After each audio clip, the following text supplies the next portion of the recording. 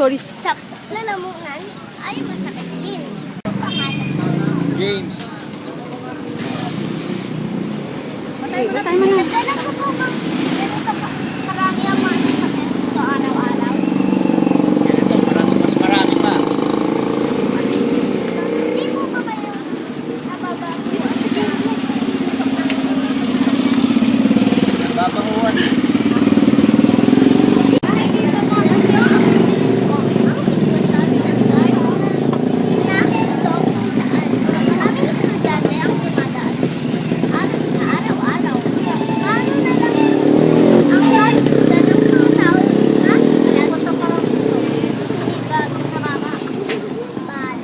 Sa may paho, talaga namang nakakagimbalang itsura ng tubig na sadyang napakaitim. Gayon din ang mga basurang itinapon na lamang dito.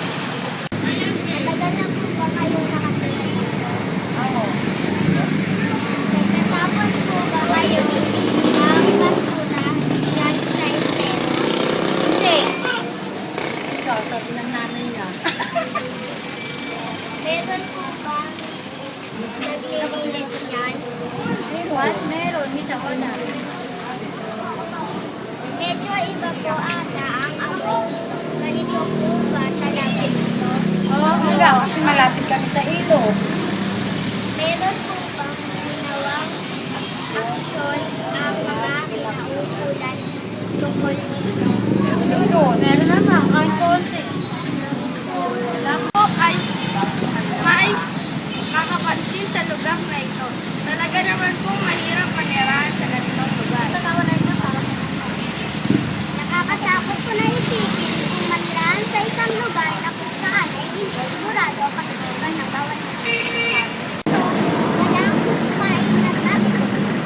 Gayon din, ugaliin natin ang mga Pilipino na habang umalis, nagkakatupang makaiwas sa trapiko at mali sa Madalas yung transportation ko, bus, yung Baliwa Transit, o kaya yung Northern G, o kaya 5-star. Madalas po ba kayong matraffic? Ako, madalas. Huwag kang lumayo sa Wala naman akong alternative kundi doon lang talaga yun. Unless kung magagamit ko ng taxi. E di nalilate po kayo. Siyempre, pero ano naman sa generous naman ng company, kaya wala kaming definite time. Kaya nasa amin yung oras.